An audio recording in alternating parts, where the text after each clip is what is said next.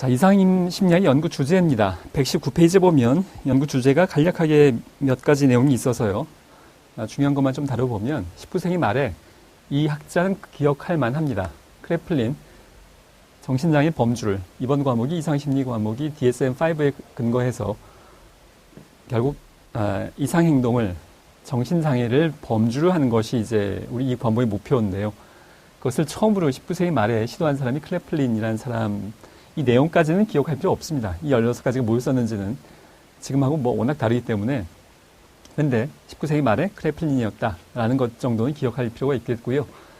1952년도에 최초의 정신장애에 대한 분류체계 DSM, 이제 잠시 후에 또 더 하겠습니다만, 이 1952년도에 108개의 장애로 시작을 했는데, 2013년도 5월에 가장 최근 버전인, 5번째 버전인 DSM-5가 출간이 됐고, 이것이 2013년도이다 보니까 우리나라에 본격적으로 이제 번역도 되고 하려면 시간이 걸리니까요. 2014년 정도부터 도입이 되기 시작했고,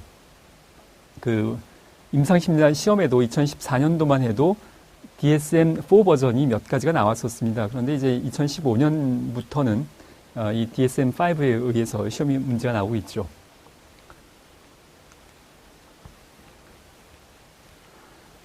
자, 잠시 후부터 이상심리학이 이제 본격적인 분류들을 하게 될 텐데요. 그 전에 제가 뭐 시험하고는 직접적으로 관련이 없는 내용입니다. 여러분들이 이상심리를 어떻게 바라볼 것인가에 대한 기본적인 아이디어로서의 배경에 대한 내용인데요. 오바마 미국의 대통령이 2013년도 4월 3일에 발표한 연설문 중에 한 대목입니다. 브레인 이니셔티브라고 해서 뇌를 연구하는, 좀 더 정확히는 뇌를 어떻게 뇌 지도를 그리는 것에 관련된 프로젝트를 연방 정부가 굉장히 큰 금액을 투자하면서 이제 연설을 한 대목인데요. 자, 몇 광년이나 떨어진 갤럭시 운하들을 확인할 수 있고요. 우리는 지금 천문학이 우리가 굉장히 많이 발전했죠. 그리고 아톰, 원자보다도 작은 파티클, 뭐 저는 잘 모르겠습니다만 원자보다 작은 소립자들이 있다고 하죠. 그런 것들도 우리는 연구할 수 있을 정도로 작은 세계, 큰 세계에 대해서 정확히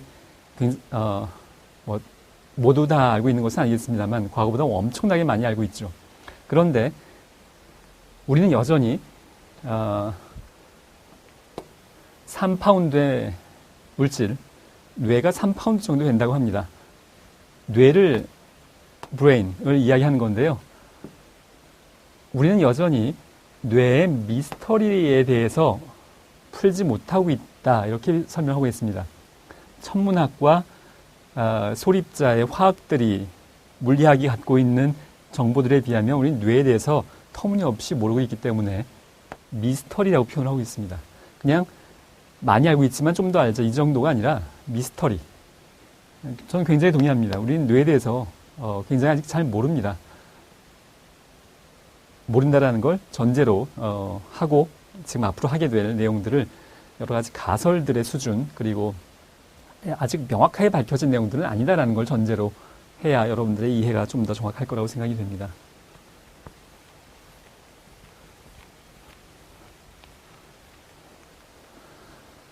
자, 이상심리학을 설명하는 이론, 첫 번째 생물학적 이론입니다.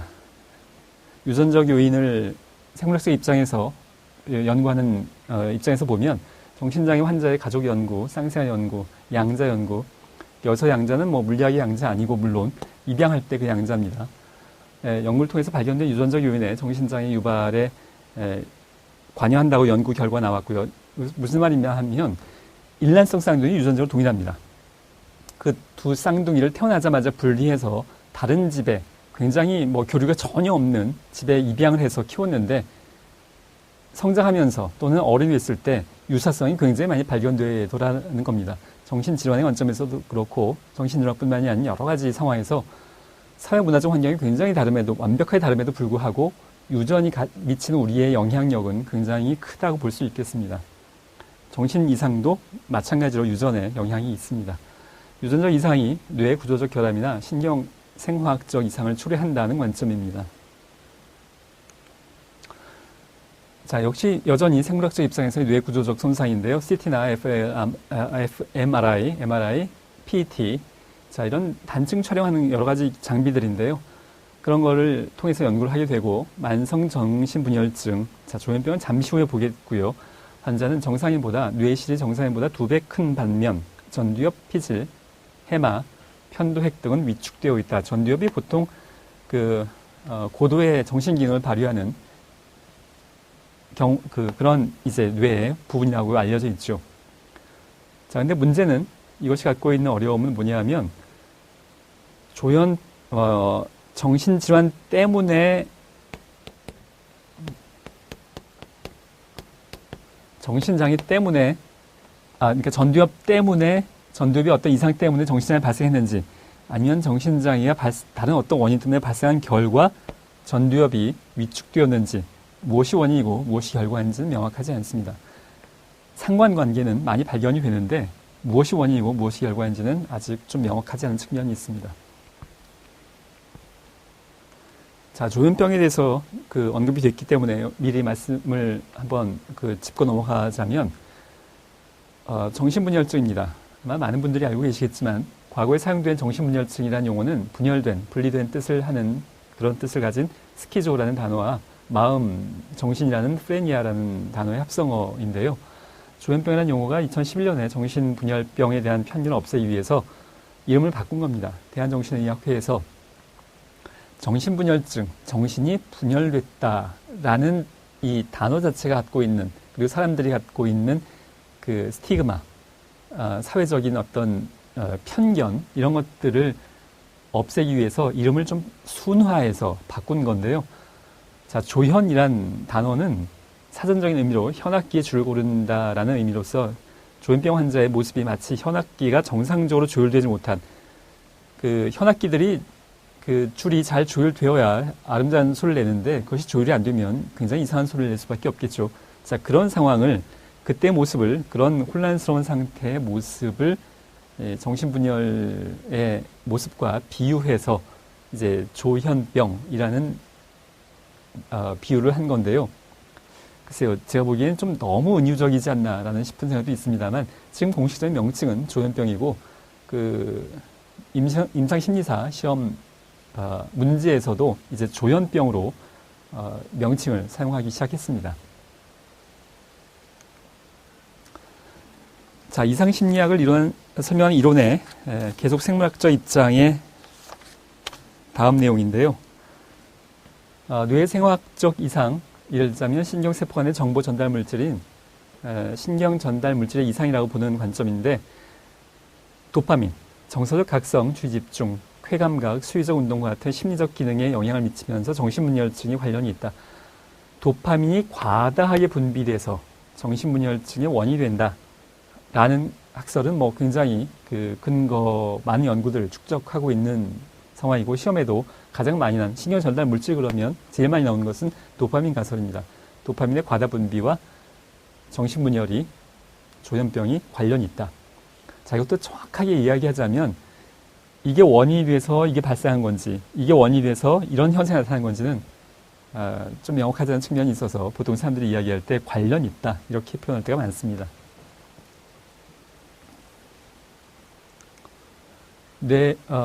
뇌생화학적 이상 이어서 세로토닌, 기분 조절, 수면, 음식 섭취, 공격성, 통증에 영향을 주는 신경전달 물질로서 낮은 세로토닌이 우울증, 도파민은 과다 분비, 세로토닌은 낮은 세로토닌이 우울증. 이것은 신경전달 물질에서 제일 많이 기출하는 문제입니다. 노르에피네프린, 이렇게 발음하기도 하고요. 이것은 그냥 발음 그대로 NORE를 정서적 각성, 공포 불안과 관련된 신경전달 물질로서 우울증에 역시 영향을 미친다고 알려져 있습니다. 자, 두 번째는 행동주의 입장입니다. 행동주의 입장에서는 엄격한 과학적 입장에 근거해서 인간의 행동을 자학과 반응의 함수관계로 보고 있죠. 정신 내적 작용에 대해서 전혀 관심이 없습니다. 드러난, 이제 전통적인 의미 행동주의입니다. 드러난 행동만 바라보고자 하는 건데, 그래서 이상행동도 뇌 안에서의 어떤 이상, 심리 내면의 이상, 그런 거에 관심이 없고요. 드러난 행동 자체에 대해서 관심이 있는데, 이상심리와 관련된 부정적 행동이 나타나게 되는 이유는 역시 모든 행동은 학습된다라고 보기 때문에 그것도 역시 학습되는 것, 즉 조건화의 결과 또는 조작적 조건화의 의미에서의 강화와 처벌의 결과, 즉 학습의 결과라고 봅니다. 모든 이상행동은 학습의 결과다. 이런 관점을 갖고 있는 거죠. 이상행동이 형성되고 유지되는 과정을 고전적 조건 형성, 조작적 조건 형성, 사회학습의 원리로 설명을 하고 있고요. 행동주의 치료, 원인이 이러니 치료도 행동주의 관점으로 여러 가지 내용들을, 여기에 근거한 내용들을 다루게 되죠. 약물은 뭐 물론 전혀 관심 없습니다. 이 입장에서는.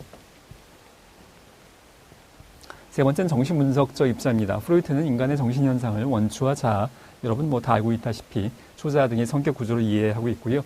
자아의 기본 업무를 자아보전, 원초와의 압력과 현실 요구 사이에서 균형을 이루는 자아라는 것이 이제 요 세 가지 중에서 자아가 원초자, 초자아 사이의 균형을 이루어주는 현실적인 원칙에 적용한 선택을 하게 되는 기능을 하게 되죠. 자, 또 그렇게 하기 위해서 방어기제를 사용하기도 하고 그런 걸 통해서 본능과 욕구 충족을 연기시키는데, 자, 이러한 기능이 자아 방어의 기능이나 이 세 가지의 조절 기능이 자아가 잘 이 조절을 못하게 되면 이상 행동이 정신질환이 발생한다라고 보는 입장입니다.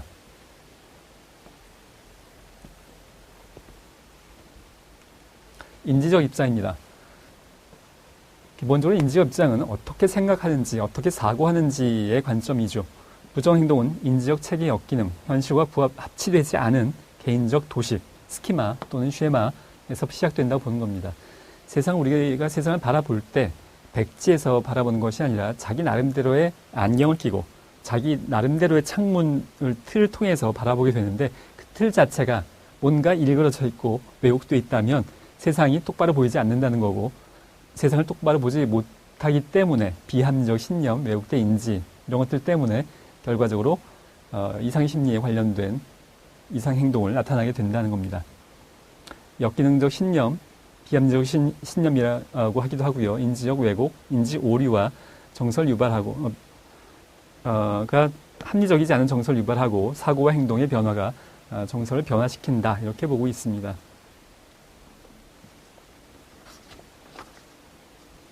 자, 지금까지 네 가지 관점을 설명을 했는데요.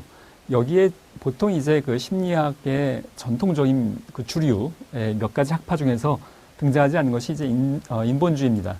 인본주의 같은 경우에는 근본적으로 자신의 문제를 스스로 해결할 수 있다라는 힘을 근거로 하고 있는 거고, 이상 심리에 대해서 그렇게 많은 연구 결과들을 갖고 있지 않습니다. 그래서 이상 심리학 이 분야에서는 인본주의 심리학은 거의 등장하지 않습니다.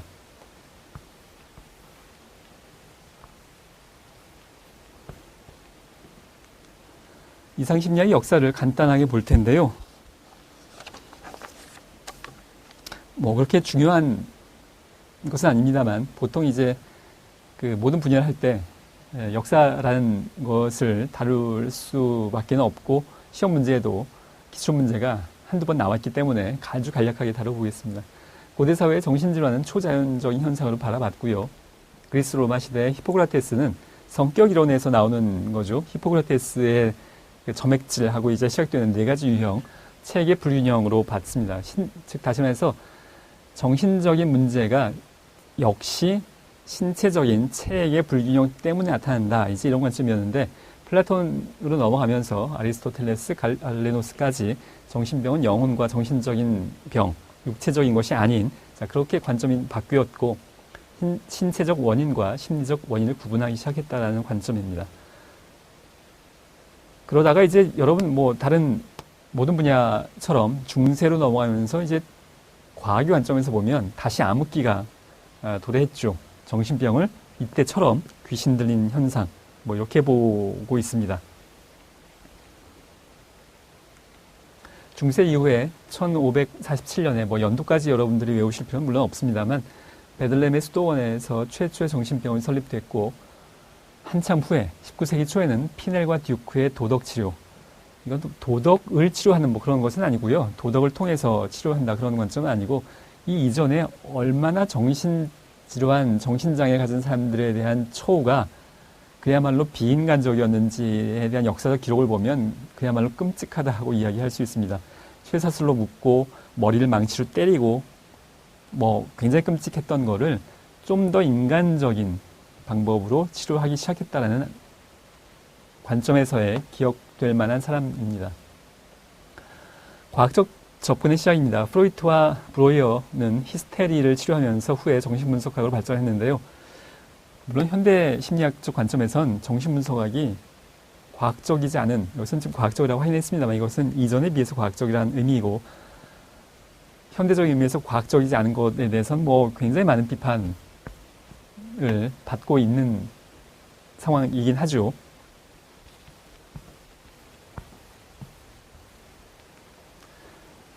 실험 정신병리입니다. 19세기 말에 푼트, 현대 심리학의 출발점으로 알려진 사람이죠. 윌리엄 제임스에 의해서 인간 행동을 객관화하고 수량화하기 시작하였습니다. 실험을 위주로 하는 심리학 분야를 개척하였고요. 푼트의 제자인 크레플린이 신체장애를 분류하듯 정신장애를 분류하기, 앞에서 말씀드렸듯이 분류하기 시작했습니다.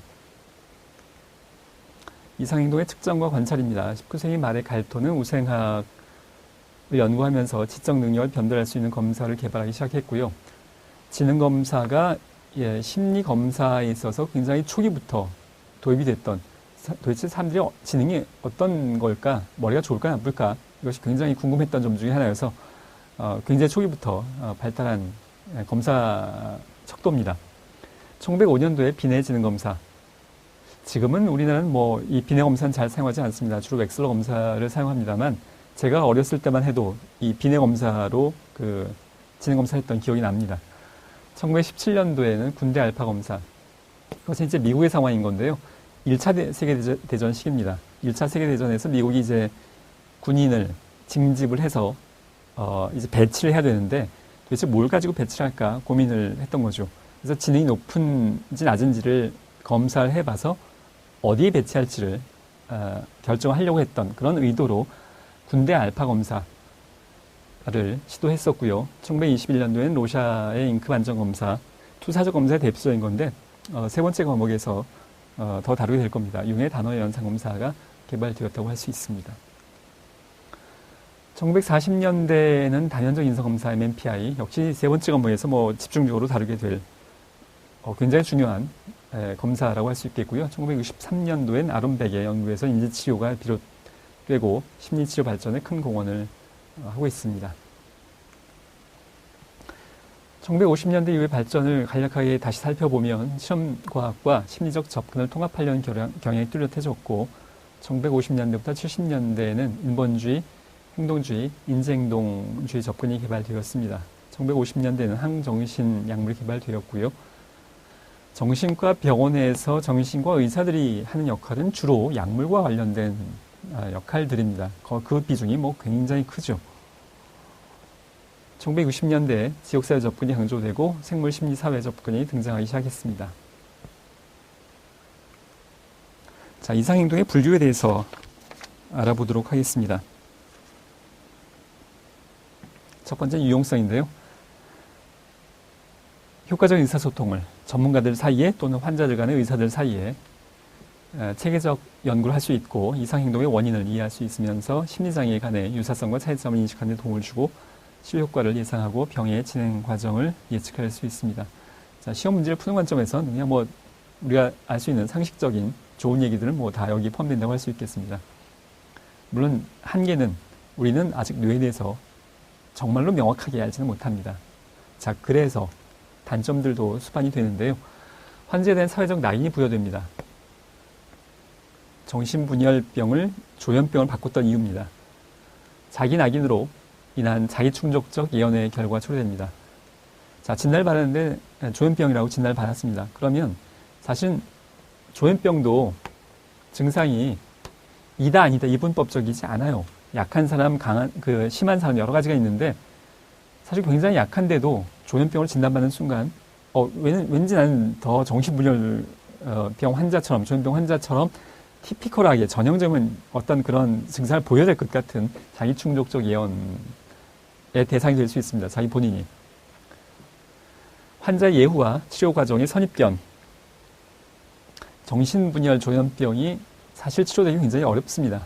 그래서 치료진들 입장에서도 진단을 일단 한번 내고 나면 치료에 대한 기대가 그렇게 높지 않을 수 있습니다. 환경 맥락을 무시하고 창조적 사고를 억제하게 됩니다.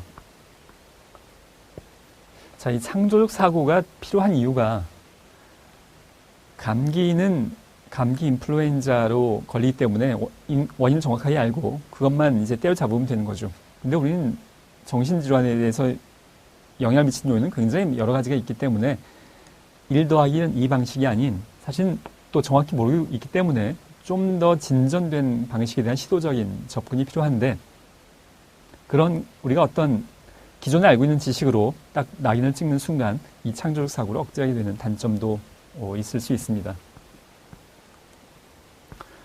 자, DSM-5에 대해서 좀 알아보면요. 정신장애 진단 및 통계 편람, 보통 이렇게 해석을 하고 있는데 Diagnostic and Statistical Manual of Mental Disorder, 미국 정신의학회가 정신질환, 정신장애에 대해서 분류하고 있는 책인데요.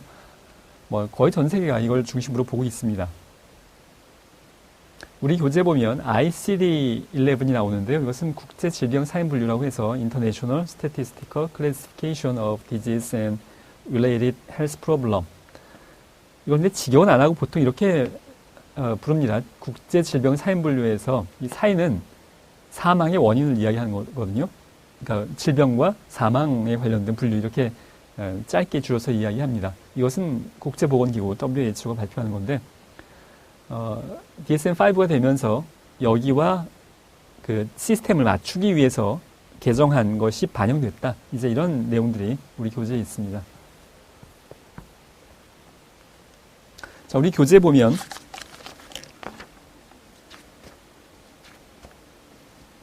(124페이지에) 보시면 맨 마지막 하단에 정신장애 유형 반괄호 1번부터 20번까지 쭉 나열되어 있는데요. 이것이 이제 이번 과목에서 쭉 다루게 될 내용들입니다. 첫 번째로 신경발달장애에 대해서 보겠습니다.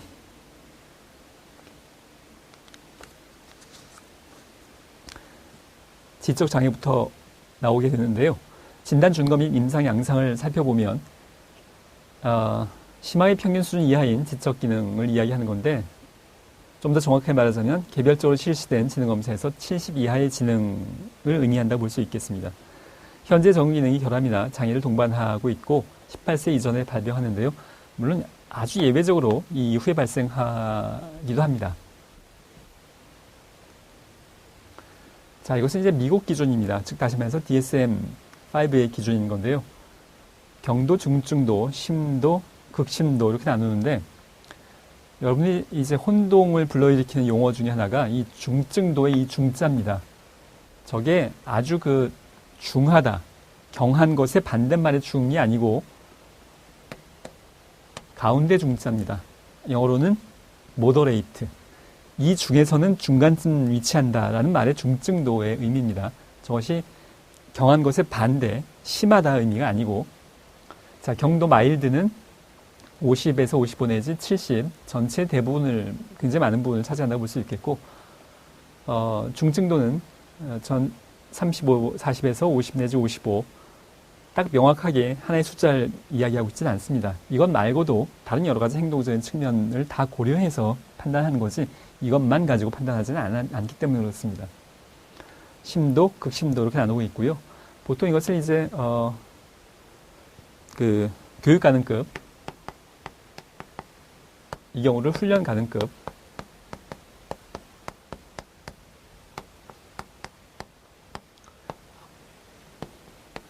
이 두 가지는 요보호급, 보통 이렇게 분류를 하고 있고요. 이것이 우리나라의 장애인복지법에 장애인 등급이 있는데요. 앞으로 이제 폐지가 될 예정은 있습니다만, 장애인 등급상의 개념하고는 달라서 그걸 잠깐 보도록 하면, 대체적인 수치가 여기가 1급, 여기가 2급, 여기가 3급, 우리나라 기준인데요. 그걸 좀 보도록 하겠습니다. 자, 1급은 지능지수와 사회성숙 지수가 34 이하인, 이거 제일 심한 경우입니다. 사람으로서 일상생활과 사회생활에 적응이 현저하게 곤란해서 일생 동안 타인의 보호가 요보호급 이렇게 표현하기도 합니다. 2급은 지능지수와 사회성숙 지수가 35 이상 49 이하인 사람으로서 일상생활의 단순한 행동을 훈련시킬 수 있고 어느 정도 훈련 가능급입니다. 어느 정도의 감독과 도움을 받으면 복잡하지 아니하고 특수기술 요하지 아니한 직업을 가질 수 있는 경우라고 할 수 있겠고요. 3급은 이제 제일 경한 경우인 건데요. 지능지수와 사회성숙 지수가 50 이상, 70 이하인 사람으로서 교육을 통한 사회적, 직업적 재활이 앞에 비하면 상당히 가능한 경우라고 볼 수 있겠습니다. 자, 지적장애 원인과 치료입니다.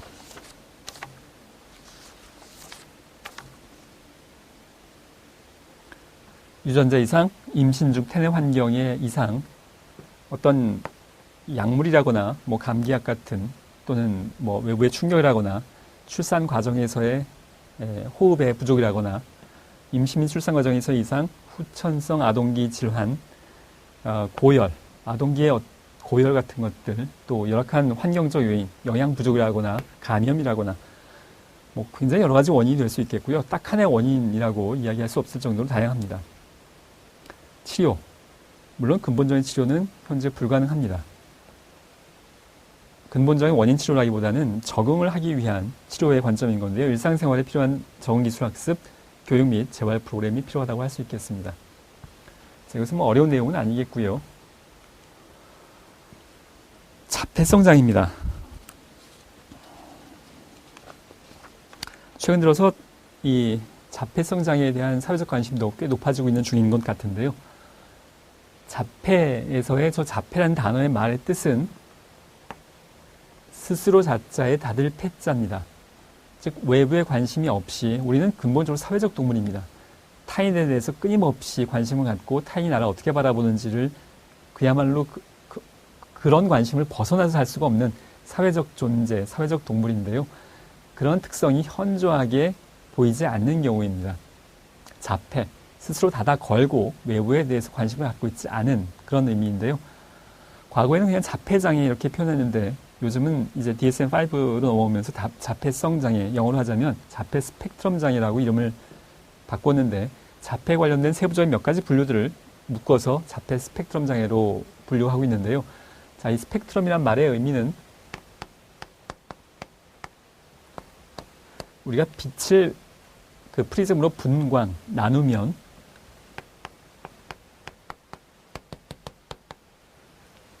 그 무지개 색깔이 나타나게 되죠.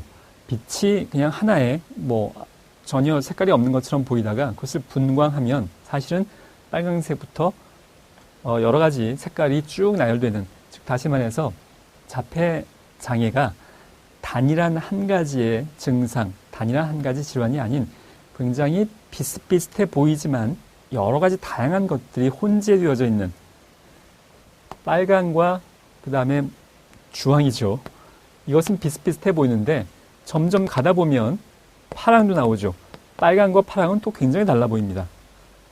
하나의 자폐성 장애에 갖고 있는 증상이나 특징들이 하나하나 나열해 보면, 비슷한 것끼리 쭉 나열해 보면 여기랑 비슷한데 점점 더 달라지게 되는 굉장히 다른 모습의 일련의 여러 가지 증상들을 같이 나타내고 있는 것을 의미합니다. 단일 증상이 아니라는 것을 의미하는 거죠. 진단 기준 및 임상 양상을 살펴보겠습니다. 낮은 사회적 상호작용, 사회적으로나 감정적으로 서로 반응을 주고받는 상호 교류가 결여되어 있다. 이것이 이제 가장 그 자폐성 장애, 자폐 스펙트럼 장애를 특징 짓는 건데요. 어렸을 때부터 이제 발견이 됩니다. 엄마가 불러도 대답도 하지 않고, 아이 컨택, 눈만 춥되지 않고, 상호작용, 대화도 안 되고, 서로 웃고 하는 과정들도 안 되고, 자, 그런 것들을 혼자 놀고, 이런 것들을 이제 이렇게 표현하고 있는 건데요. 좀 더 정확히 표현하자면 이 결여라는 말이, 자, 여러분들 시험을 준비하는 과정에선 뭐 이렇게 단정적으로 이야기해도 무방합니다만 좀 더 정확하게 이야기하자면 사회적 소통의 방법이 보통 사람들과는 다른 거라고 표현하는 것이 더 정확합니다. 안 하는 게 아니고 나름대로 합니다. 다만 그 방식이 다르기 때문에 보통 사람들이 잘 이해하지 못하는 것뿐이지 전혀 안 한다. 그런 관점은 아니라고 보는 것이 더 정확합니다. 하긴 하는데 그 방식이 보통 사람들하고 굉장히 달라요. 그래서 우리가 못 알아듣는 거죠. 자, 제한적이고 반복적이고 상동증적인 행동이나 관심, 활동을 보이게 됩니다. 또 굉장히 티피컬한 특징인 건데요. 상동, 똑같은 행동을 자주 합니다. 뭐 계속 반복적으로 방을 빙빙 돈다거나 손을 흔드는 행동을 한다거나 반복적인 행동을, 동일한 행동을 계속 반복하게 되는 경우가 많고요. 본인이 그럴 뿐만이 아니라 반복적인 패턴을 좋아합니다. 가장 전형적인 경우가 바퀴인 건데요. 바퀴가 이제 똑같이 계속 돌죠. 뭐 변함없이 돕니다. 동일한 방법으로. 그래서 장난감 같은 걸 가지고 놀 때도 특히 바퀴에 대해서 집중을 하는 경향이 있습니다. 자, 원인을 살펴보면 주로 생물학적 요인에 의해서 발생한다고 알려져 있는데요. 자, 역시 명확하진 않습니다. 그러나 시험을 준비하는 관점에선 이렇다라고 이야기해도 이게 정답이라고 볼 수 있겠습니다. 정확히는 잘 모르죠. 그러나 시험을 준비하는 관점에선 이렇습니다. 자, 예를 들어서 이것은 이제 책에 없는 내용인데요. 20세기, 이 말의 의미는 뭐냐면, 20세기 중반에 지배적인 학설은 굉장히 달랐었습니다. 냉담한 부모의 양육 태도가 자폐 아동을 원인했다. 이렇게 바라보는 학설이 20세기 중반에 아주 지배적인 학설이었는데요. 다시 말해서 아이가 엄마로부터 또는 양육자로부터 상호작용하는 것을 배워야 되는데, 부모가 또는 양육자가 굉장히 냉담해서 아이가 상호작용을 을 배울 기회가 없어서 그래서 자폐가 됐다. 자, 이렇게 바라보는 것이 이 당시에 거의 뭐 1970년대 정도까지도 주류의 의견이었는데, 지금은 이렇게 보는 사람은 거의 없습니다. 시대에 따라서 지금 바뀌고 있는 셈이죠. 그러나 지금은 시험 문제 나오면 이렇다라고 여러분들 답하셔야 됩니다. 신경생물학적 이론입니다. 변연계, 정서적 결핍과 사회적 어려움, 대뇌피질의 문제가 있다라고 보는 관점도 있고요. 대부분의 경우에 생애 첫 해 또는 두 번째 굉장히 일찍 발견됩니다. 유병률은 전체 인구의 1% 정도이고 남아가 훨씬 더 많이 발병한다고 볼 수 있겠습니다. 자, 치료는 조기 발견과 개입이 중요하고 지적장애와 관련된 비율에 감소할 수는 있지만 IQ 점수는 비교적 안정적이고 결과를 예측하게 한다.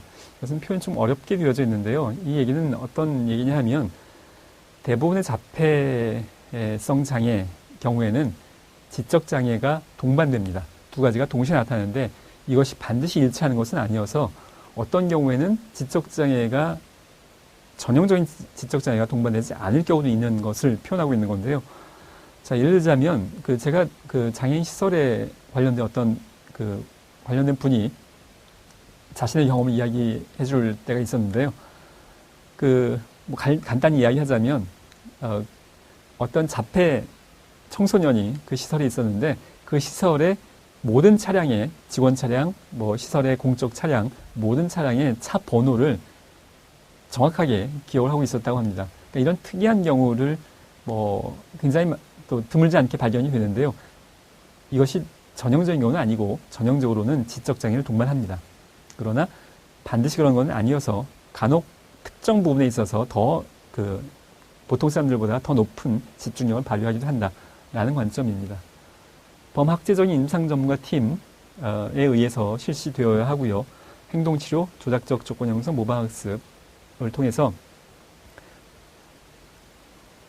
그래서 아이들은 이제 어릴 때부터 나타나게 되니까 아이들이라고 표현했습니다만, 이것도 역시 치료가 되는 것은 아니어서 성인이 돼서도 역시 여전히 발달장애로서의 어려움을 계속 겪습니다. 반향 언어증적인 행동, 공격적 행동이나 강한 몸 동작 등을 교정하는 것이 필요한데요. 반향 언어증적이라는 것은 반향, 마치 메아리가 에코하듯이 우리가 이제 밥 먹었어라고 물어보면 먹었다 안 먹었다 내지는 다른 그런 적절한 반응을 보이게 되는데, 밥 먹었어? 라고 물어보면 똑같이 반응하는 겁니다. 밥 먹었어? 밥 먹었어? 이렇게 대화가 잘 되지 않죠. 그것이 이제 반향 언어, 물어본 대로 그대로, 얘기한 대로 그대로 되돌려 주는 겁니다. 공격적 행동, 자행동이나 어떤 폭력적 행동을 많이 하게 될 경우가 상당히 많이 보입니다.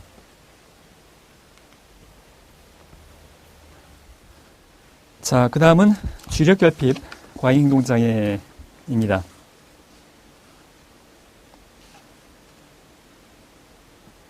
많은 내 부모들이 자신의 아이가 여기 해당되지 않나 라고 과잉된 관심을 갖고 있는 건데요.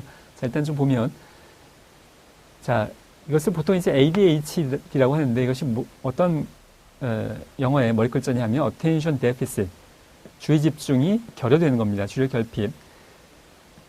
흔히 세부적인 면에 대해서 면밀한 주의를 기울이지 못하고 학업이나 작업 또는 다른 활동에 부주의한 실수를, 집중력이 뭔가 저하된 건데요. 그리고 또한 함께 과잉 행동, 하이퍼 액티비티의 머리 글자입니다. HD. 부적절한 상황에서 지나치게 뛰어다니거나 기어오르거나 이런 얌전하게 있지 못하는 상황들을 이야기하고요. 또한 거기에 이제 충동성, 다른 사람과의 활동을 방해하고 간섭하는 특징들을 보이게 됩니다.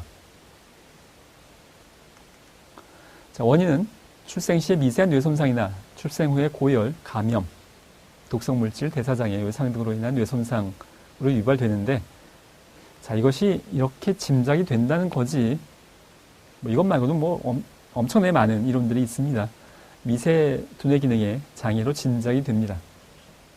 치료는 행동치료, 약물치료, 부모교육 등을 하게 되고요. 자, 그 전에 이제 부모들이 왜 관심을 갖냐 하면, 우리나라 부모들이 아이가 초등학교 때부터 한 10시간씩 꾸준히 얌전히 책상에 앉아서 공부를 하면 참 좋겠는데,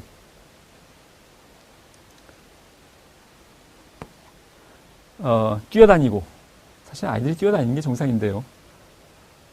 한 10시간 집중을 했으면 좋겠는데, 그만큼 못하니 주력 결핍 아니냐.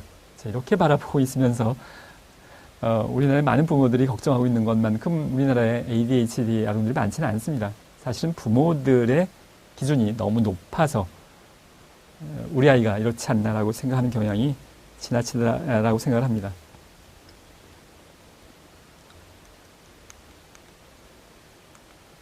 학습장애입니다. 자, 학습장애가 설명이 없이 바로 내용이 나와서 이건 보충한 건데요. 학습장애란 읽기, 쓰기, 추론, 산수계산 등의 능력과 획득 및 사용상의 심각한 곤란을 주증상으로 하는 다양한 원인을 배경으로 하는 이질적인 장애군을 총칭하는 용어입니다. 지적장애하고 구분을 하시는 게 필요합니다.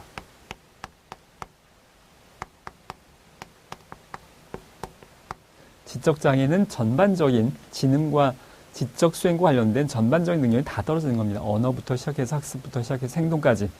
그런데 학습장애는 학습과 관련된, 그것도 학습 전체가 아닌 특정 부분에 관련된 것만 집중적으로 저하되는 것을 우리가 특별히 학습장애라고 따로 분류를 합니다.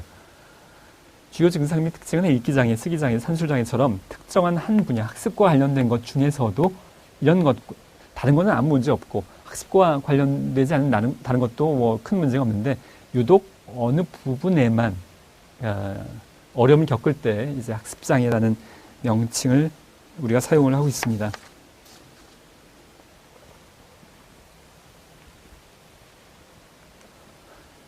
자, 원인은 역시 정확히는 모릅니다. 출생 전후의 외상이나 생화학적 또는 영양학적 요인에 의한 뇌손상이 인지처리 과정이 결함을 초래한다는 가능성을 이야기하고 있고요.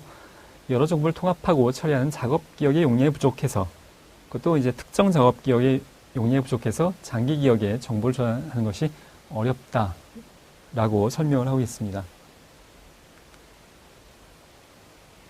치료는 읽기, 산술, 쓰기 과제를 해결하는 데 필요한 구체적 학습 기술을 체계적으로 가르치는 것이 필요하다고 볼 수 있겠고요. 그리고 이제 학습장애라는 것이 능력이 특정 부분의 학습에 있어서 능력이 떨어지는 것뿐만이 아니라 그 속도가 느린 것도 포함을 하는 겁니다. 그래서 그걸 좀 더 집중적으로 가르치는 것. 그리고 우리나라뿐만이 아니라 다른 나라에서도 학습과 관련된 능력이 현저하게 어느 부분에서 떨어질 때 그것이 학교에서의 수행 능력과 관련된 자존감, 나아가서 전반적인 자존감, 자신감의 저하되기 때문에 그것과 관련된 치료나 개입이 필요하다고 볼 수 있겠습니다.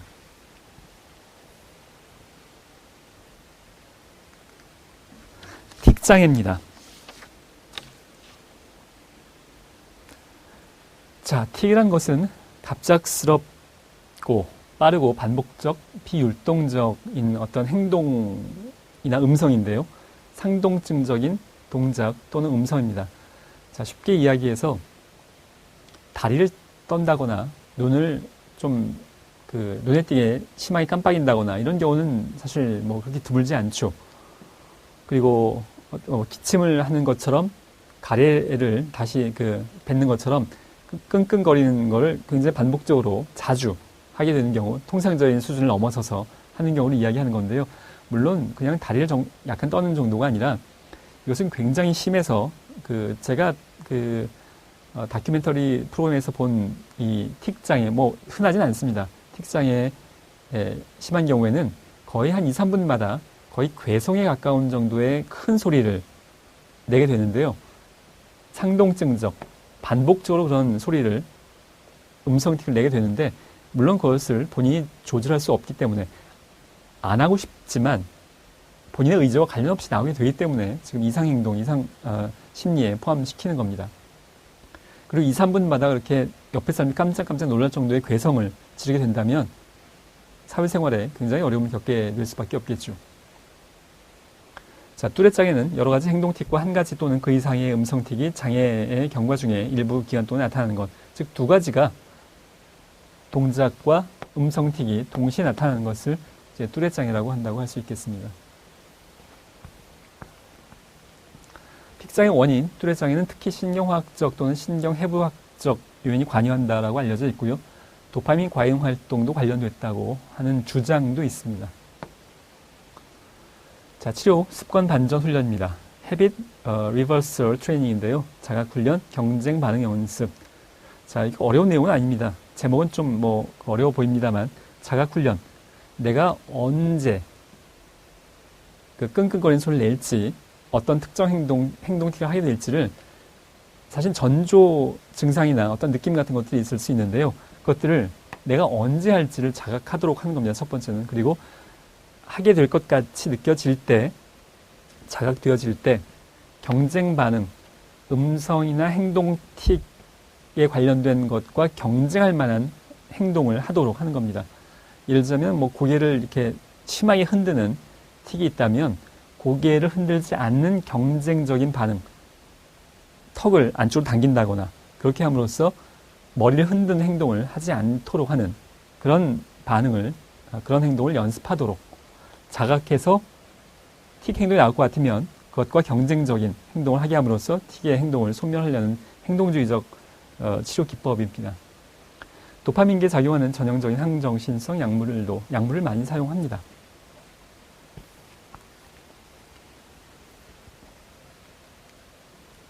자, 마지막 화면인데요. 의사소통 장애입니다.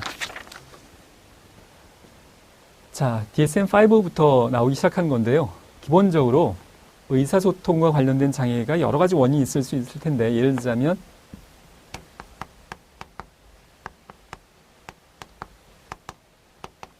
자, 지적 장애 때문에 의사소통 장애, 당연히 어휘력, 문장을 만드는 것, 타인의 내용을 언어의 내용을, 의사소통의 내용을 이해하는 것들이 다 떨어지기 때문에 의사소통 장애가 있는 것은 당연한데요. 자, 지적장애 같이 그런 다른 원인 때문이 아닌 것을 의미하는 겁니다. 정상적인 지능 수준임에도 불구하고 의사소통에 사용되는 말이나 언어 사용에 어떤 어려움, 결함이 존재하는 건데요. 언어장애, 어떤 어휘력을 구사한다거나 문장을 만들거나에 지능이 문제가 없지만, 행동이나 다른 걸 봤을 땐 지능에 큰 문제가 없지만, 특히 언어적인 문제에 어떤 언어 사용의 문제가 어려움이 있는 경우를 이야기하고요. 발화음 장애, 영어로 하자면 스피치 사운드 디스오더인데요.